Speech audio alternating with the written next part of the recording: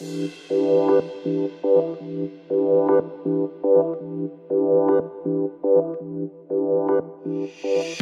name is Stephan Rabimov. I'm the director of the Social Media Center and Fashion Journalism programs here at Academy of Art University.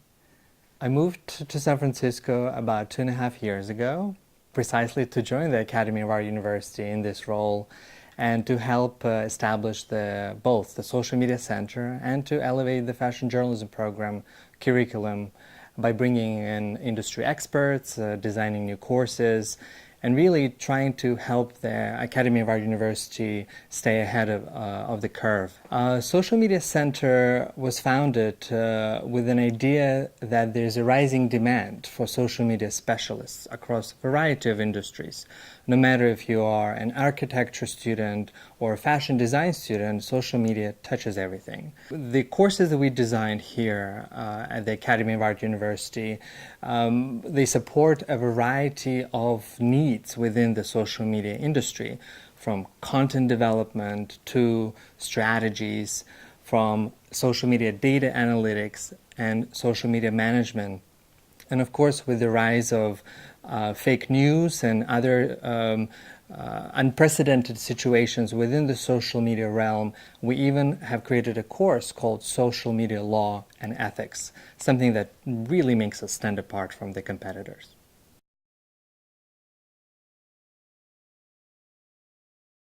I like to always say that we have a lot of fun doing social media, but of course we do it professionally, and that I think is one of the key differences. What do you mean by having fun? Well, social media, first of all, is social. We're there to create content that engages people, creates conversations, that makes people want to click like and share that content with their friends and communities. But at the same time, how do we go about it from a professional angle? What do I mean by that? Well, social media supposed to support something. Is it a business?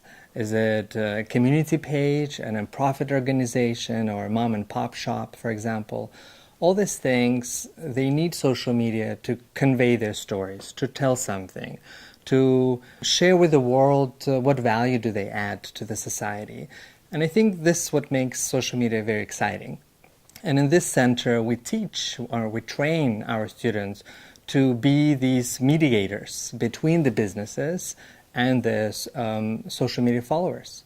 And of course, creating content that makes everything exciting and fun, but again, from the professional lens. As a director of the program, I don't think there's such thing as a typical day. But I would imagine a lot of my time is occupied by trying to make sure that the program is in line with industry expectations. Social media changes every day. There's new tools, new social media platforms, new situations that happen online and offline.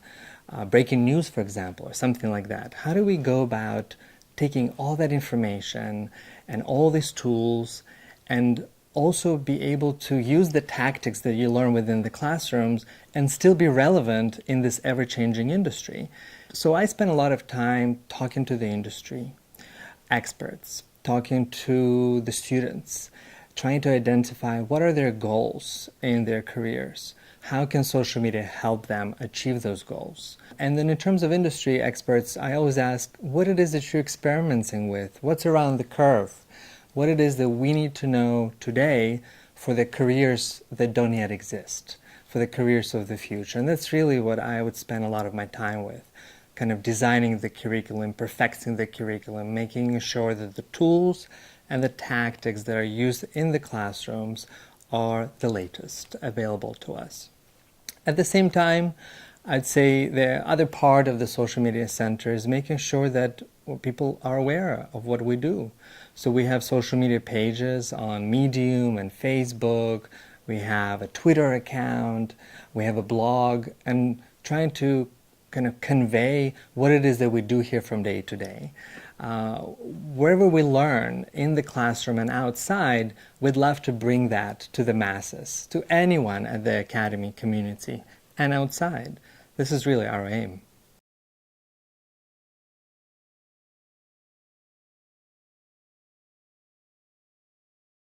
When we put out content, we already know the purpose of that content. What is it going to do for us? How is it going to support us? I think there's a question that a lot of people forget to ask. Why are they on social media? What is the purpose of someone doing social media? I think it goes without saying that no one likes to waste time or to post for the sake of posting. That doesn't benefit anyone. So when we publish content across social media pages for the center, and even within my capacity of doing content for the School of Fashion, for example, on Fashion School Daily blog or its social media channels, we do it with a specific goal. Is it to recruit new followers? Is it to retain our community? Is it to help raise awareness about a particular event, like our annual fashion show, for example? Or is it to share something that we've learned or experimented with that has been successful and we want to pass down that knowledge? We really do believe in the power of knowledge transfer here at the Social Media Center. And that's really what we do in terms of our social media engagement. And monitoring, it's really just paying attention how that content is performing. Is it doing what it's supposed to do? Is it making people ask questions, for example? Or is it engaging them in conversations? Is it creating shareable moments where folks can share links with their friends or across their social media pages? So there's a variety of ways to monitor content, and we really do that all from A to Z.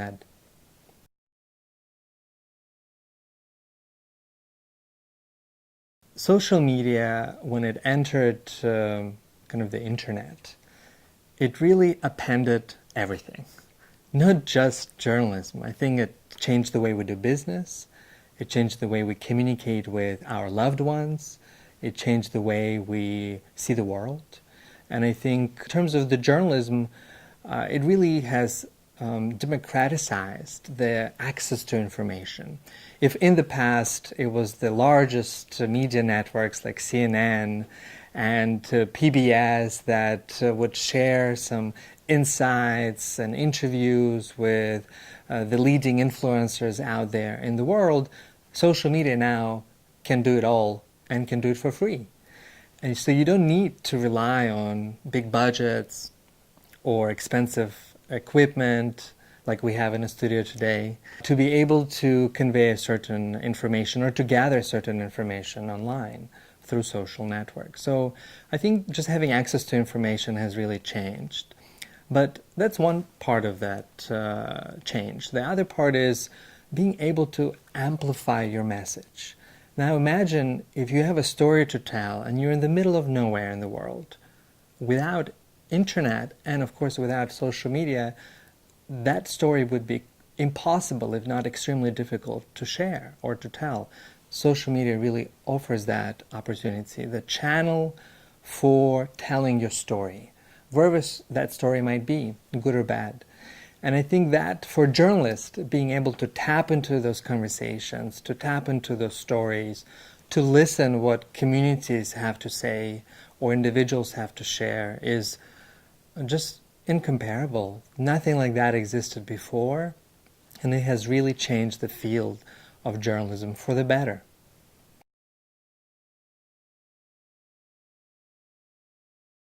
The exciting world of fashion journalism really benefits from social media in a variety of ways. Let me just say this. Before social media, the only people that could access fashion shows were mostly journalists, press people, so to say, and then of course a few bloggers, because at that time already blogging existed. But with the rise of social media, now we have social media influencers attending fashion shows, Instagrammers, and many other social media folks that are able to tap into what's happening within the fashion world and bring that to the masses. Just imagine that for a very long time, access to the fashion industry was closed off to the public. Fashion shows were never live streamed. They were never photographed live. Now it's all there. You can watch a show from the comfort of your home and attend Chanel Spring Summer 2017 Haute Couture collection. Or you can just watch the Instagram flow with a specific hashtag and really see what's happening behind the scenes from the eyes of a supermodel, for example, or from the eyes of a fashion producer. So that really the world of fashion has democratized thanks to the social media, but really it got empowered. It created more jobs. It created opportunities for us to see the inner workings of the fashion industry. So now, with the rise of all that, journalism, fashion journalism, has gotten really exciting. You have to really be able to translate not only fashion, but the zeitgeist that surrounds it, and the energy that is there because of the social media, the sentiments that are shared through social media can really empower a story for a journalist.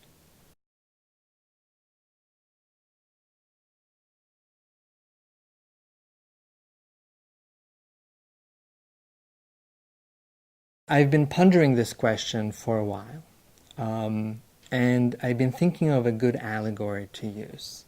And I think it's not so much that the fashion industry will reach a breaking point, it's the fashion consumer that will reach the breaking point. And the comparison that I want to bring is the food industry. For the longest time, the food industry remained unchecked. They would put in tons of preservatives, salt, fats, sugar into our food every day. And until consumers realized that these things were hurting them, that these things were hurting the environment, that the cheap things that people were eating and consuming are not good for them, there was no change. But that change has arrived in the fashion industry now. It's far more controlled. We have caloric intake counts published transparently everywhere, and you have substitutes for sugar and fats and low-calorie products. So I would imagine fashion industry to follow the same path. Over time, when consumers will be fed up with the fact that there's child labor making these cheap items, that there are Amazon forests dying because of the clearings that needs to be made to create paths for cotton or some other fabrics. And these types of things ultimately will create change, will drive change. I think it will come down to the breaking point of the consumer. And as such, then the industry will adapt, will change, and it will embrace the change for the better of everyone, us and the earth.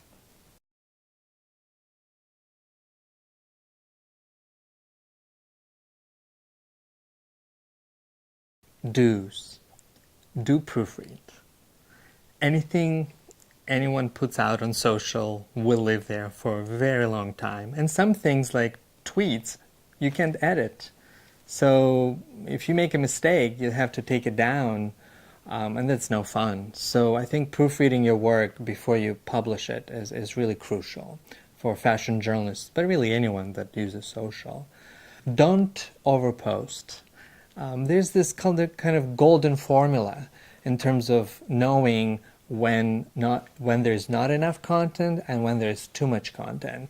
And that comes with experience and, of course, with training that you will get here in the Social Media Center. And then in terms of another do engage with other people's content. Social media has this unspoken law of reciprocity. If you give twice, you get once. Meaning, engage with other people's content. Leave a like, leave a comment, read someone's post, reply, send someone a direct message. Really be visible, be present, be engaging. And that will come back to you tenfold over time. And that's really about strengthening that social relationship. It's much easier in the past when you could pick up a phone and call a friend and see each other face to face and have a good time together. Well, that is now a privilege, a luxury. We really rely on social networks to do this work for us. So engagement is really crucial. And of course, don't waste people's times. What I mean by that is, don't post something that's not valuable. Ask yourself, is this going to make my friends better? Is this going to make a world a better place? Will this content improve something or teach something to someone? I think asking yourself, is this valuable, is a question that should always hang above you every time you post something. And that's, I think, partially will answer that first question about not overposting too much. So as you can kind of tell, the do's and the don'ts of social media, they really work together in unison.